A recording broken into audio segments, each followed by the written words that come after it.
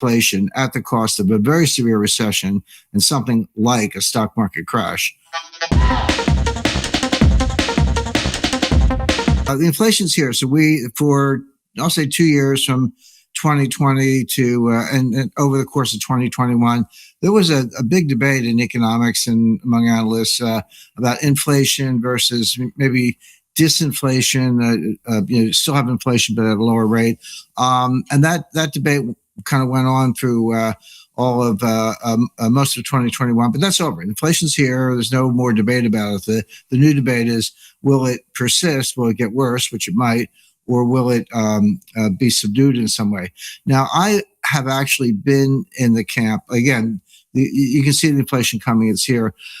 It's going to persist for a while. That's the big question. Will it kind of tail off quickly over the next few months, or will it kind of be the dominant theme for 2022? I definitely lean to the latter. However, going out, maybe 9 months to a year, I see that curve bending and getting into a more disinflationary mode. Not for good reasons. Has very what does have to do with the Fed, in the sense that they've painted themselves into a corner. There's no way to escape the room. They can subdue the inflation, but at the cost of a very severe recession, not a mild recession, a very severe recession. So the question is, to me, the biggest question in economics is, will the Fed go down that path, do what they have to do the only thing they can do, to subdue inflation at the cost of a very severe recession and something like a stock market crash?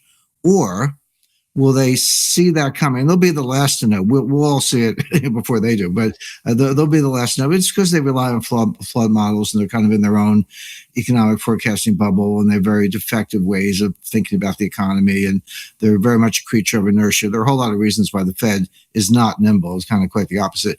But they'll see it eventually, probably when it's too late. And will they balk at that point and stop rate hikes and maybe even reduce rates?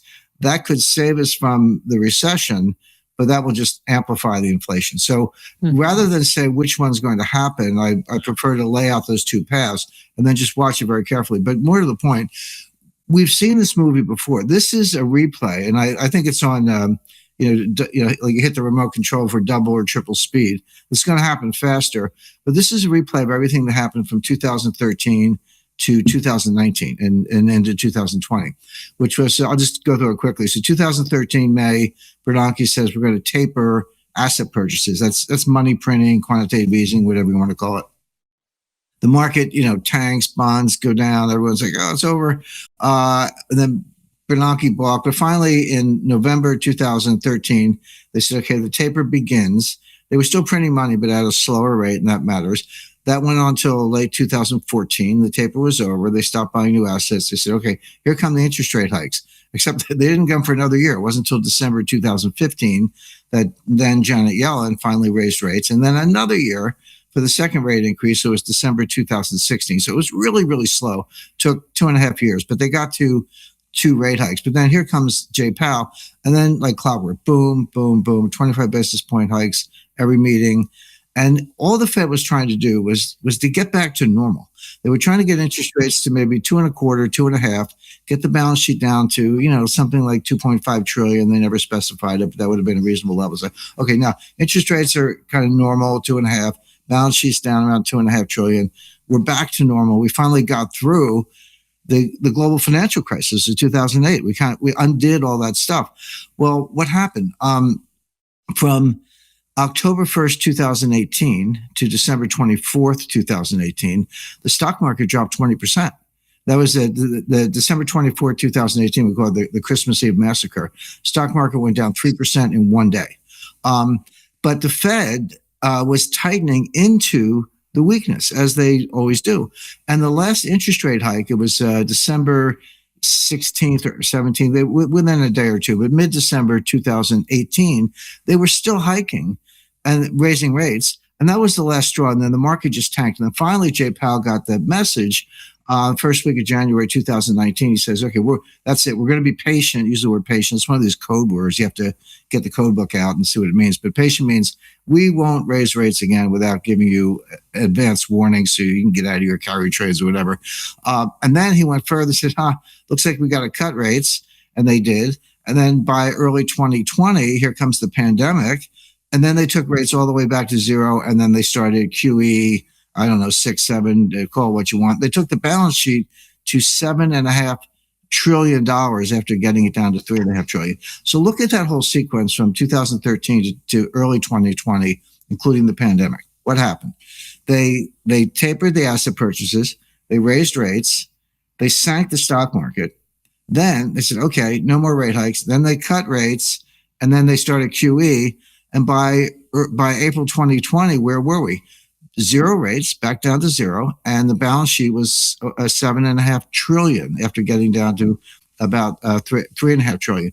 So that was a big a circle. They ended up back where they started from. But the point being, they failed to normalize. They failed to get rates where they wanted. They failed to get the balance sheet where they wanted. They did sink the stock market. Okay, now 2 years forward, here we are again. What are we doing?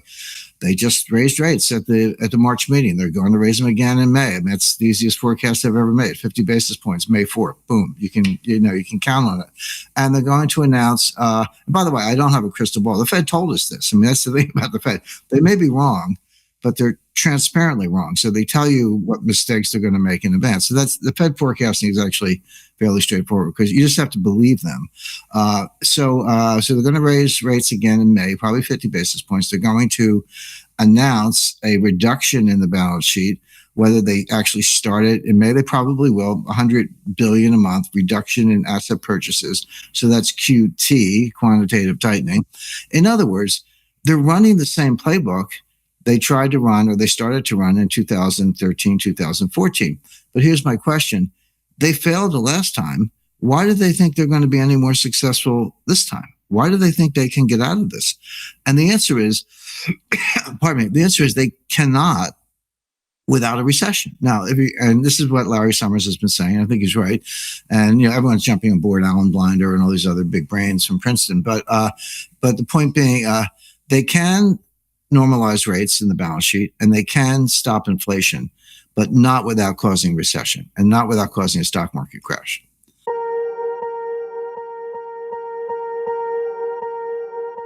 Swear I won't forget this, why do I regret this? In my mind reckless, thoughts are feeling endless. Sitting up, I'm breathless, anxiety's infectious. I feel so defenseless, betrayed and embarrassed. I hate being open, I hate being